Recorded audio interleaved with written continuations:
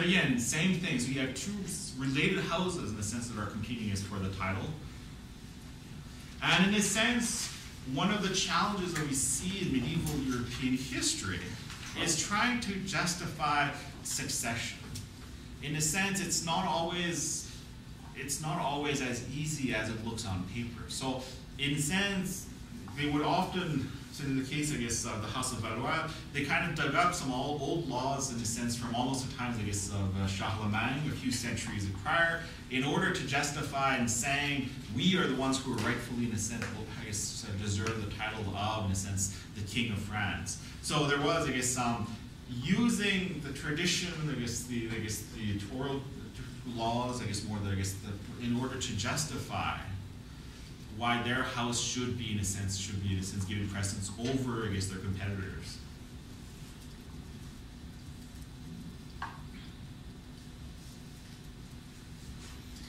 But in terms of, sort of, I guess, as maybe marking sort of one of these moments marking sort of this transition from the medieval period to the, I guess, to the early modern period, the 100 Years' War, in a sense, is shaping, in a sense, how, in a sense, if you look at the history of this war, you can see, in a sense, how warfare is going to be changing.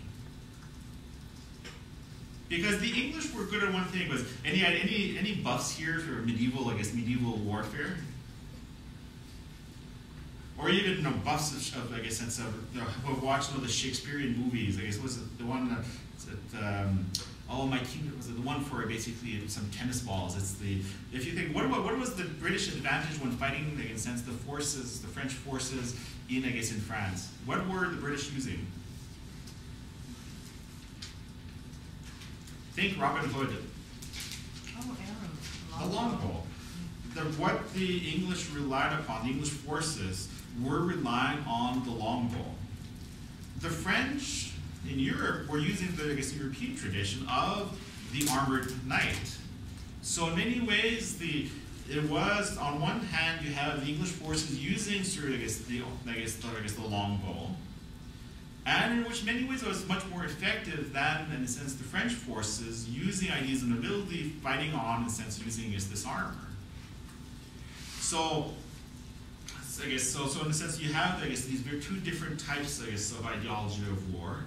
And in certain ways, England at that time was quite outnumbered. So roughly during this period, the population of England might have been 4 or 5 million people, whereas the population of France was roughly 20 million. So in many ways, I guess, the use of the longbow helped, in a sense, England to compensate for having a much smaller population at that time than, let's say, I guess continental France.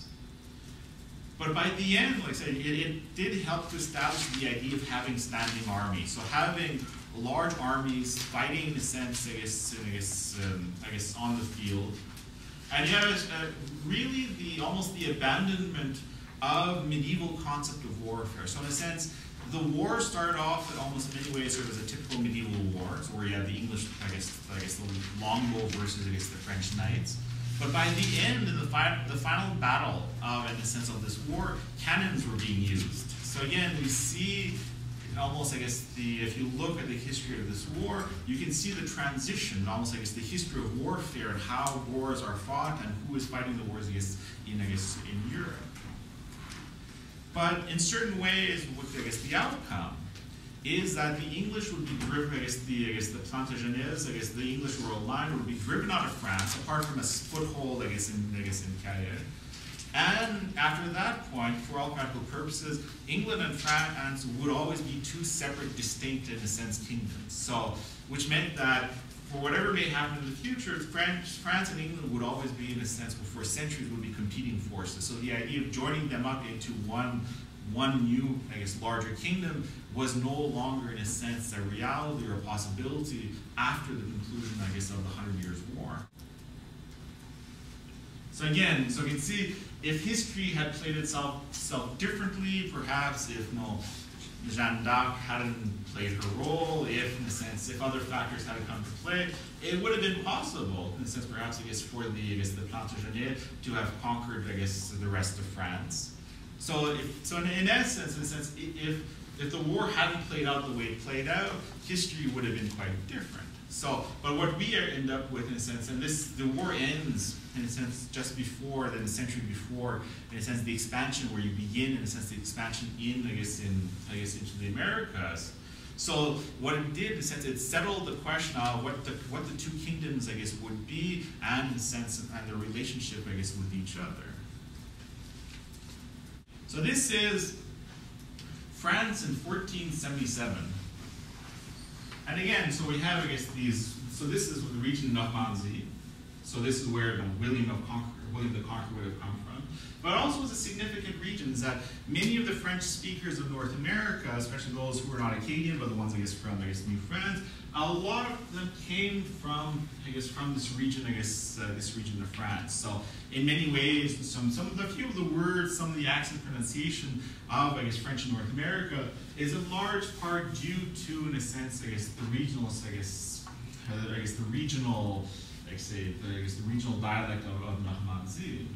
And of course, you have, Paris here. And again, this is this little chunk that was left, in the sense that was given, where the English crown remains. You have a few islands here, some of the Channel Islands, and you have Calais.